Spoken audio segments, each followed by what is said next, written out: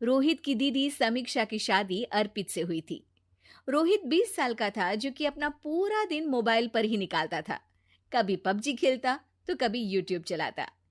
एक दिन अर्पित और समीक्षा समीक्षा के मम्मी पापा से मिलने आते हैं और देखते हैं कि रोहित मोबाइल से हटने को तैयार ही नहीं है। अरे रोहित, तुम्हारी तो आईआईटी की परीक्षा है ना? तुम तैयारी नहीं कर रहे हो परीक्षा की? वो सब तो मोबाइल पर ही हो जाएगा। ये देखिए, ये है गूगल। इससे जो भी पूछो वो सब बता देता है। तो आखिर कागज क्यों बर्बाद करूं? अरे पर तुम इन प्रश्नों की तैयारी बिना लिखोगे कैसे? उसमें क्या है, ये देखिए नोटपैड, बिल्कुल कॉपी जैसा है, इसी पर कर लूंगा। हम जब तुम्हारी उम्र के थे तब हम दोस्त मिलकर प्रश्न हल किया करते थे। उससे हमारी हैंडराइटिंग की भी प्रैक्टिस हो जाती थी और समय का भी अंदाजा लग जाता था। और फिर साथ में हम एक दूसरे की मदद भी कर देते थे अगर कोई अटक जाए तो। आपका जमाना अलग था जीजा जी। अभी जमाना फास्ट और स्मार्ट हो गया है। जमाना क्या, अब तो फोन भी स्मार्ट हो गया है। समय के साथ बदलना पड़ता है जीजा जी। अब बस भी कीजिए आप। हर चीज को लेक्चर में बदल देते हैं। रोहित अच्छा कर लेता है परीक्षा में। इतने में अर्पित के सास ससुर जी आ जाते हैं हॉल में, और अर्पित इस बारे में बात नहीं करता। हालांकि अर्पित को लगता तो है कि पूरी तरह मोबाइल पर लगे रहना सही नहीं है, पर वो इस बात को और नहीं छेड़ता। ऐसे ही 2 दिन निकल जाते हैं। समीक्षा, मुझे काम से फोन आया था, मुझे वापस काम पर लौटना पड़ेगा। पर हमें आए हुए तो 2 ही दिन हुए हैं। अभी चले गए तो माँ और पापा को अच्छा नहीं लगेगा ना। अच्छा ठीक है, तुम रुक जाओ, मैं काम खत्म करके फिर लौट आऊंगा। एक काम कीजिए ना, परसों रोहित भी परीक्षा के लिए निकलेगा। आप उसी के साथ निकल जाना। दोनों वैसे भी बात नहीं करते। साथ में जाएंगे तो हो सकता है आप लोग आपस में बातचीत भी करने लग जाओ। आह, ठीक है, मैं काम को 2 दिन टाल सकता हूँ। उसी रात जब सब खाना खाने बैठे थे, तो अर्पित अपने जाने की खबर बाकी लोगों को बताता है। मुझे काम के लिए वापस जाना होगा। अरे बेटा, पर अभी तो तुम आए हो, इतनी जल्दी चले जाओगे?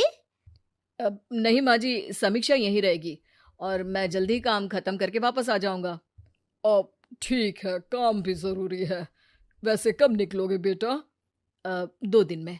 मैंने सुना है कि उस दिन रोहित को भी परीक्षा के लिए जाना है, तो कल मैं दोनों की टिकट करा लेता हूँ बुक। मेरी टिकट रहने दीजिए जीजा जी, मैं तो फोन से ही करवा लूंगा। हाँ, पर कोई दिक्कत हो गई तो? अरे कोई दिक्कत नहीं होती जीजा जी, फोन सब कर सकता है।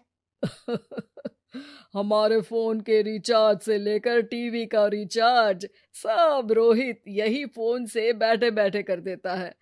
अब ये नई चीज तो हमारे समझ के परे है, पर अच्छा है कि रोहित जानता है।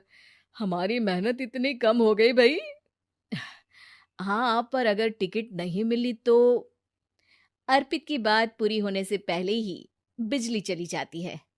अरे ये क्या हो गया, आपने बिजली का बिल भर तो दिया था ना? अरे नहीं, मैं तो भूल गया था। अरे टेंशन मत लो माँ। देखा जीजा जी, आप बिजली का बिल भी भर सकते हो, समय बदल गया है। एक बार फिर अर्पित इस बात पर बहस नहीं करता। अगले दिन जाकर अपनी टिकट करवाता है और पैकिंग कर रहा होता है जब शाम को अचानक से रोहित के चिल्लाने की आवाज आती है। नहीं, प्लीज प्लीज हो जा, ऐसा मत कर यार, प्लीज हो जा। अरे क्या हो गया रोहित? दीदी, सर्वर हैंग हो गया, मेरे टिकट मेरी टिकट नहीं हो पाई दीदी। क्या मतलब टिकट नहीं हो पाई? इतने में वहां रोहित के मम्मी और पापा भी आ जाते हैं। अरे क्या हो गया? माँ, मेरा टिकट नहीं हो पाया, सर्वर डाउन हो गया। अरे पर तूने तो बोला था कि हो जाएगा। हो जाता है, पर अब क्या करूं, ये क्या हो गया?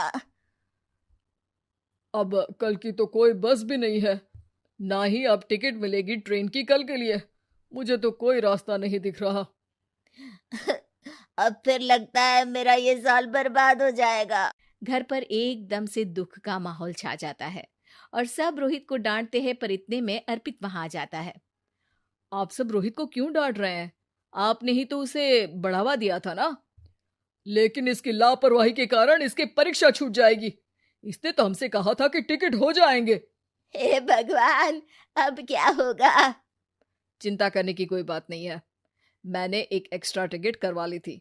मैं समझता हूँ कि मोबाइल हमारा ही काम आसान करने के लिए है, पर उस पर ही पूरी तरह से निर्भर होना तो गलत बात है ना।